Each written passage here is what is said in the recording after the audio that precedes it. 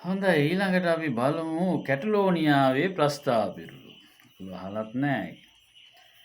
මේ ප්‍රදේශයේ මේ භූමි භාගය ගැන හරි ලස්සන ප්‍රස්ථාව පිරුළු තියෙන මේකේ. පළවෙනි ප්‍රස්ථාව පිරුළ. තරුණ එළුවෙක්ගේ මස් එළු කිරිවල දාලා උයන්න එපයි කියනවා. ජීවිතේම හිතන්න ඕන දෙයක්. දෙවෙනි ප්‍රස්ථාව පිරුළ කැටලෝනියාවේ. ගෙදර ඉන්න ගෑණි පූසයි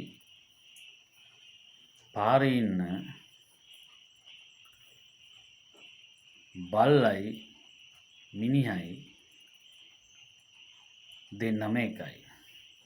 ගෙදර ඉන්න පූසයි ගෑණි දෙන්නම එකයි.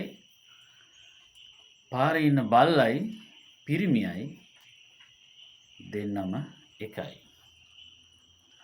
තුන්වෙනි ප්‍රස්ථාව පිරුළ අපේ ජීවිතවලට හරි වටිනවා මේක. අත්තිකාරමක් දුන්නු සංගීතවේදියා නැත්නම් සංගීතඥයා කවදාකවත් හරියට වාදනය කරන්නේ නෑ. කැටලෝනියාවේ අන්තිම ප්‍රස්ථාව පිරුළ. මේ කැටලෝනියාවේ දුක්බර ජීවිතය ගැන හොඳ දෙයක් තමයි මේක කියන්නේ. නීතිඥයෝ දෙන්නෙකුට මැදි වෙච්ච දුප්පත් ගොවියා හරියට පූසු දෙන්නෙකුට අහුවෙච්ච මාළුවෙක් වගේ කියනවා. බලන්න කැටලෝනියාවේ ජීවිතය මොන තරම් දුක්බරද කියලා. ඉතින් කැටලෝනියාව කියන්නේ කොහෙද? ස්පාඤ්ඤේ ඊසාන දිගට north east ඊසාන දිග ප්‍රදේශයේ තියෙන දිස්ත්‍රික්කයක් කියමුකෝ, රීජන් එකක්.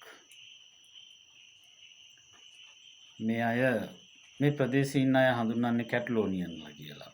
ස්පාඤ්ඤවරු විදියටම නෙමෙයි, මේගොල්ලෝ ටිකක් වෙනස් ජන කණ්ඩායමක්.